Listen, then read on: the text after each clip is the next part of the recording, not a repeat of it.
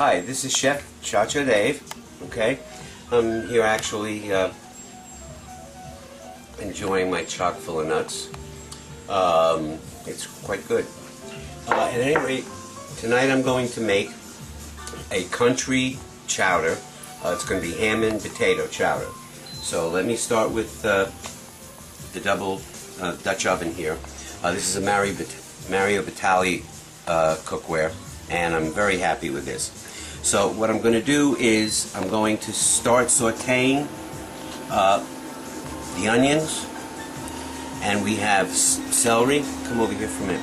We have celery, we have sliced mushrooms, green bell pepper, carrots, chunks of ham cubed, and these are potatoes cubed. We're going to put corn in it.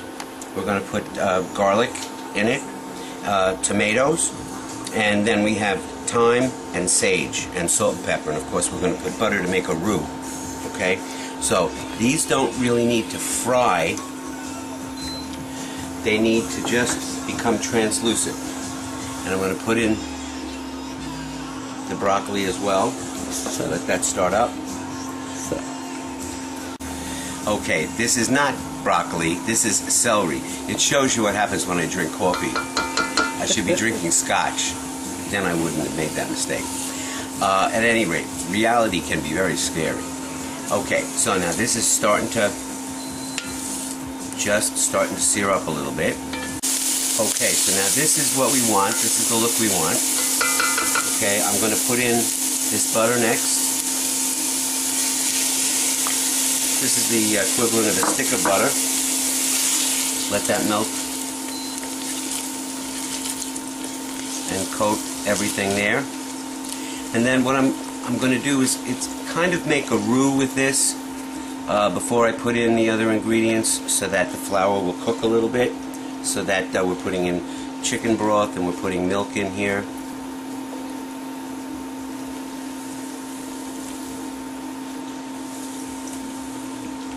See, it's getting a little thicker. It's going to be a pretty big pot of soup, so I'm putting all of that in. And you just want to cook the flour a little bit. You don't want that flour raw. It needs to cook a little bit in here. Okay, now at this point, it's coming up to heat. I'm going to put in the peppers. I'm going to put in the carrots. I'm going to put in the mushrooms.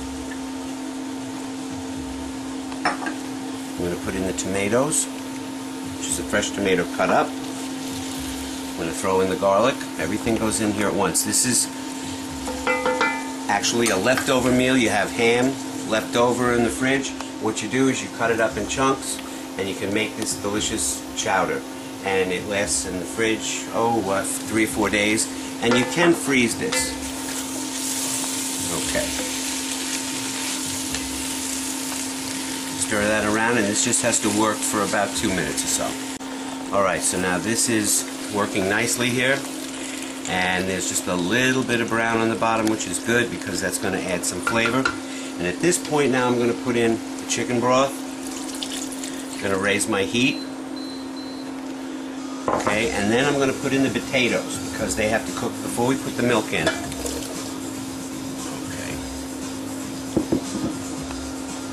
Alright, you want to push the potatoes down so that they are covered with the fluid. Now at this point I'm going to put in a little bit of pepper and salt, not much.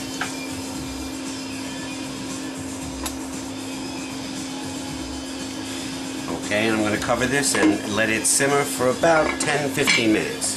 And then when I come back I'll put in the sage and the thyme. It'll get bitter if I put it in too early. And we'll be back. Okay, hi, I'm back. We're going to do this. What happened? How did this get here? What the hell?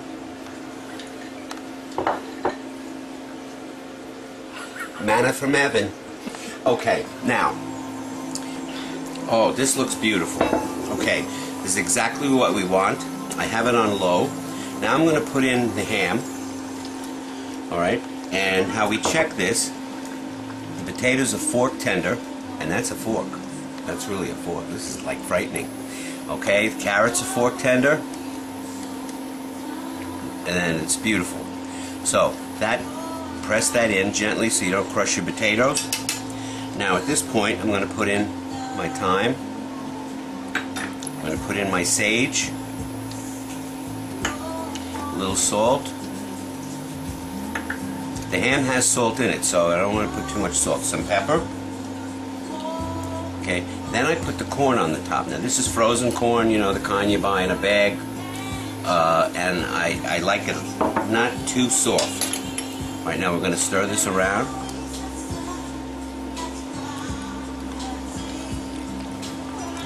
So that all the flavors mix in with the vegetables that are there. That looks beautiful.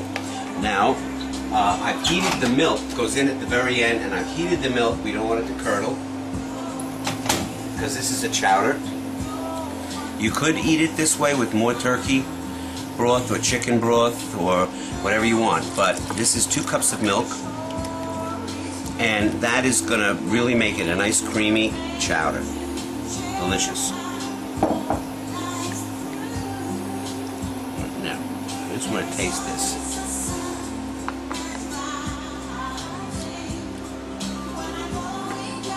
It needs a little bit more salt. And I'm going to put some parsley in here, and the parsley will give it a little extra vegetable taste. Okay, now, so we're going to cover this, and this needs to simmer very, very slowly for about 15-20 minutes. And then we'll be back, and if you look closer, you see how much scotch is left in my glass. Anyway, we'll be back. Alright, we're back. Here it is. And I looked at it before you're going to look at it, and it's beautiful. I just turned the heat off, and it's still just bubbling a little bit, and it's gorgeous. And this is real hearty. This was leftover ham that I had. Cut it off. I had roasted a ham, and this is a terrific meal. Now I'm going to plate this up. You know, the crew left because it's late. I have to do everything myself around here. Everything. Here, I have to move this all the way over like that. Okay. Now, here's the bowl. Okay. I made 2 baguettes. These are whole wheat baguettes. And somebody ate some already, so there was another whole loaf here. But at any rate, it's delicious. Now, I'm going to use a ladle. It's magic. Okay. Look at this. And the odor, that's really the wrong term. It could stink. The aroma, how's that? That's better. The aroma is unbelievable. Okay? Now, put a little broth in here. The milk makes it nice and creamy. Look at that. That's gorgeous. Now, a nice little touch is to put a little, there's butter in here already. Put a little piece of butter in the center that's going to melt down into the soup. And chowder is a soup. And you can also put a little bit of paprika to just give a little color, a little interest. Alright, then you take your bread and you can slice that. Look at that, huh? It's a pinwheel soup bowl. Okay, now I'm going to taste this. This is very hot.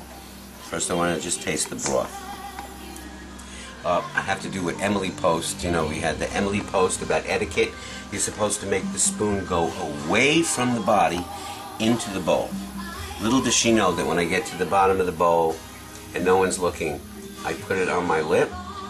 I just suck that right in. Alright, now we're going to try this broth. This is really delicious.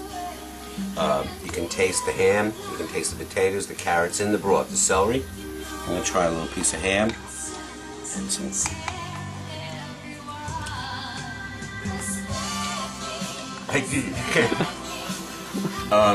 Well, the broth wasn't that hot. Don't watch me suffering, Armin. Amar. Just keep it down now. They can hear that I'm eating. Mmm.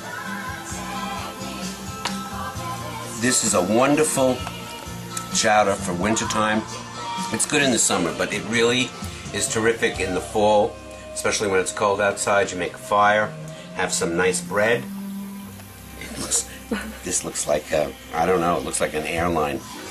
It looks like a plane.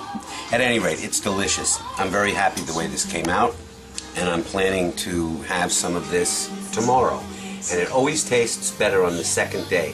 When it goes in the fridge, all of the flavors meld in together. It's just like beef stew or anything that you make. It always tastes better the second day. At any rate, I had fun making this, and I'll finish my scotch now.